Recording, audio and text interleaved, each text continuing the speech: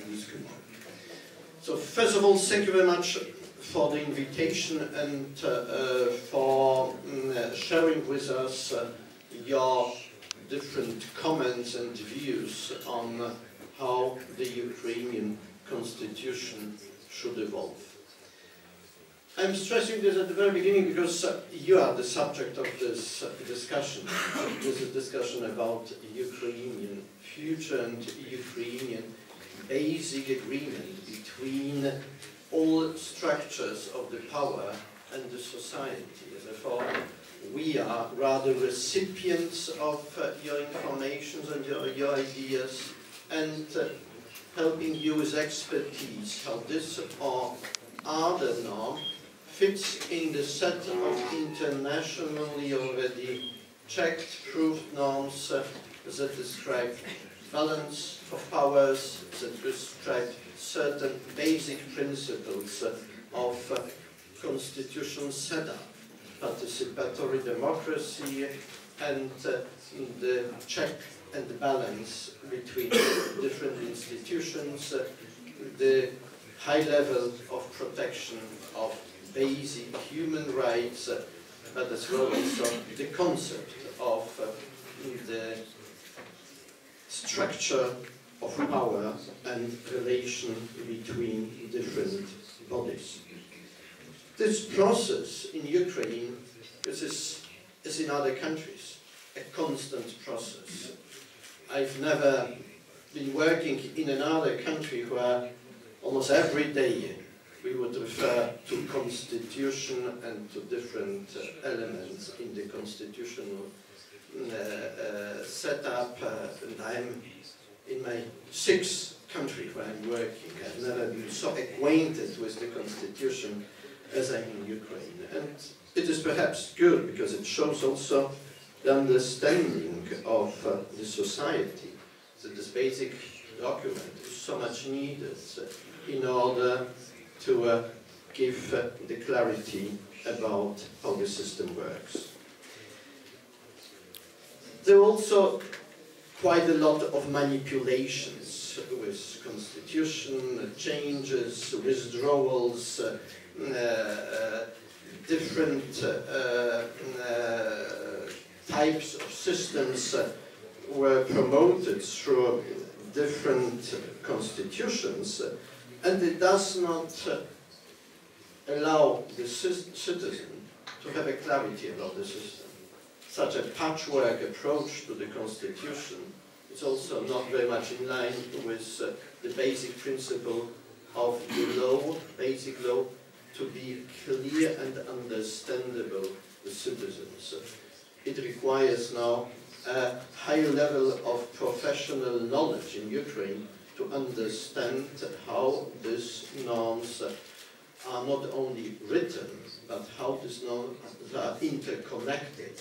The constitution with different amendments, amendments to amendments, and certain further overlaps to this process don't allow for this clarity, which goes against a principle of transparency of a document and the possibility to understand the basic norm.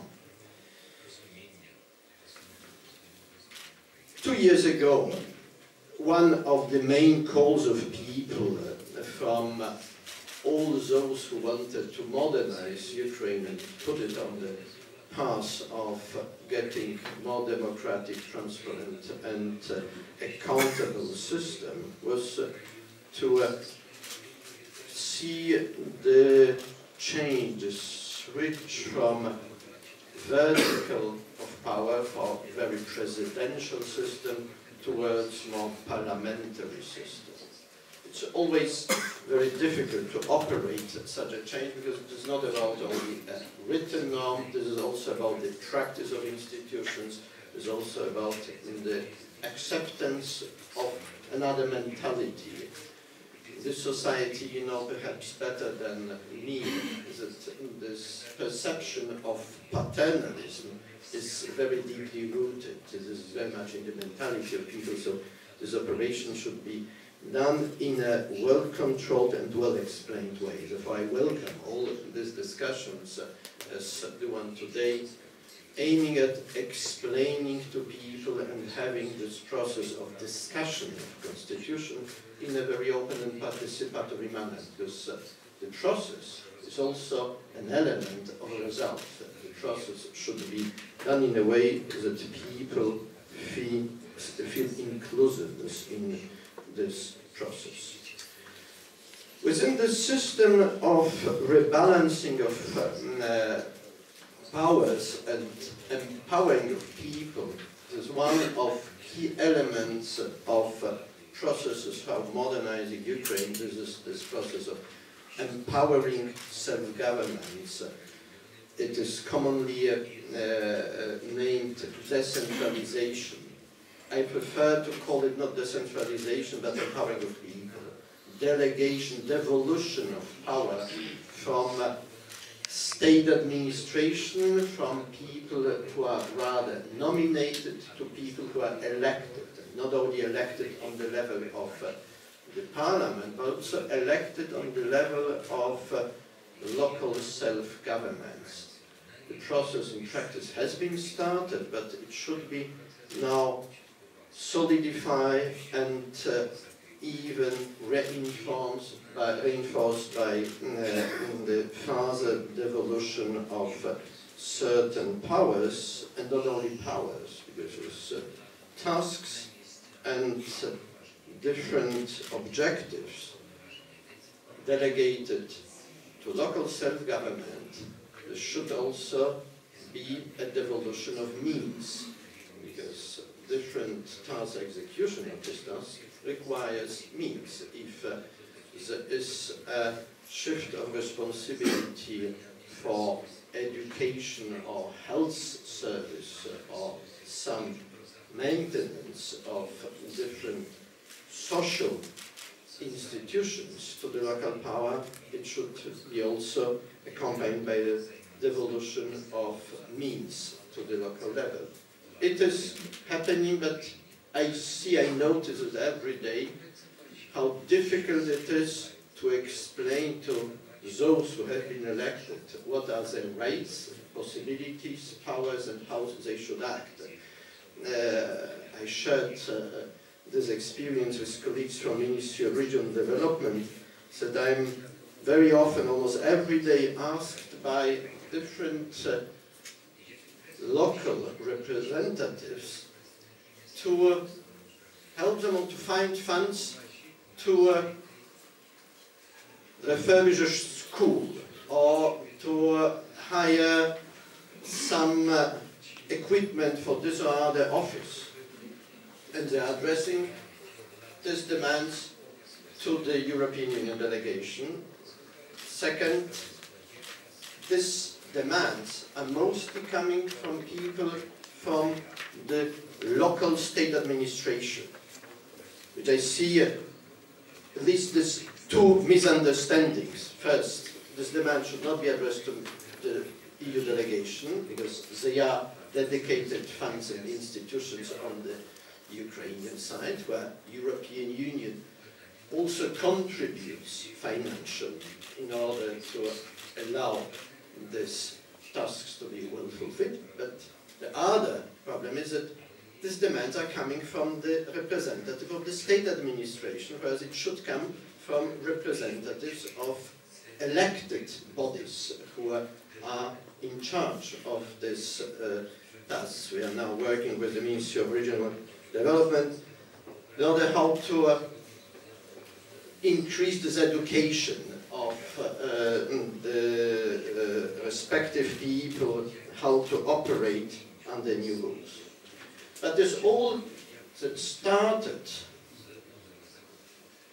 2 years ago should also be well embedded in the Constitution, because this is about a key structure how the country operates. For these changes in the Constitution related to the decentralization, to the relation between self-elected bodies and those who represent the state administration should be very carefully also described and defined in the Constitution.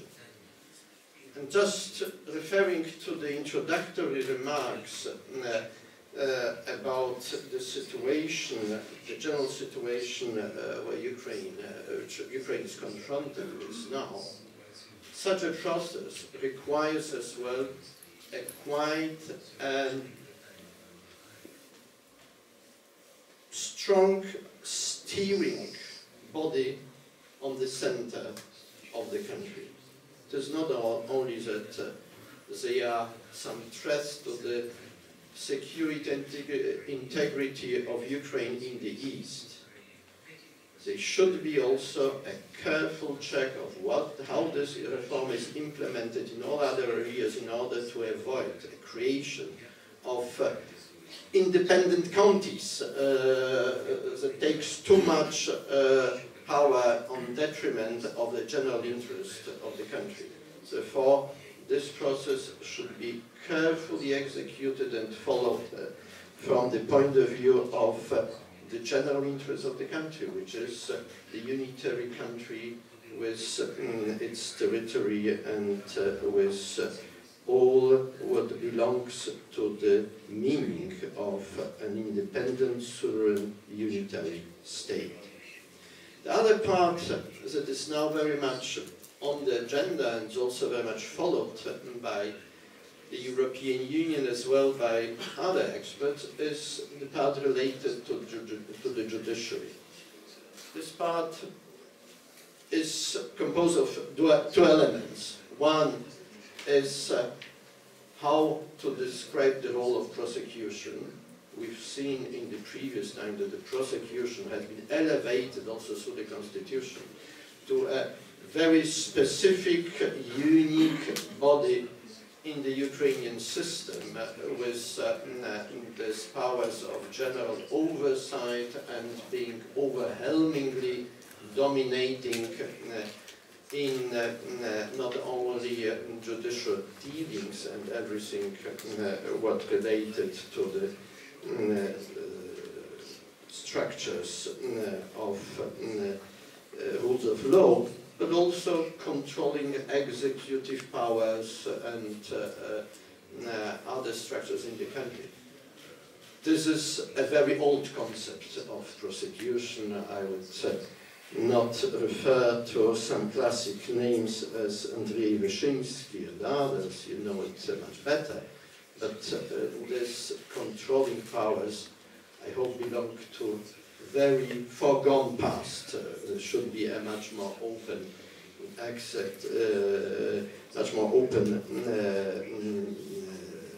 perspective on how it works and rebalancing on different powers and branches of all the system of rule of law institutions. Therefore, this is very important to complete on what has been done with the new law on the prosecution by changes in the Constitution that will put it all in a horizontally coherent norm.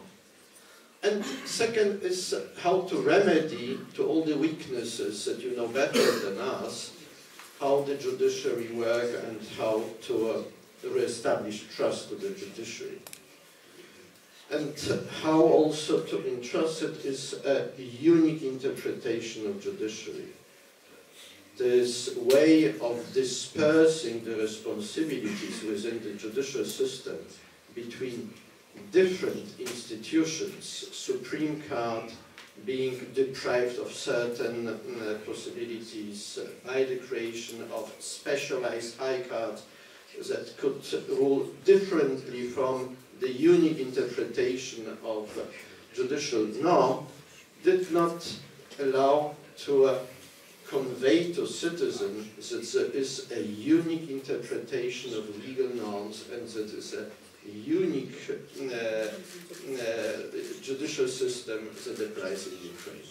Therefore, we welcome so much this work that has been done until now and consolidated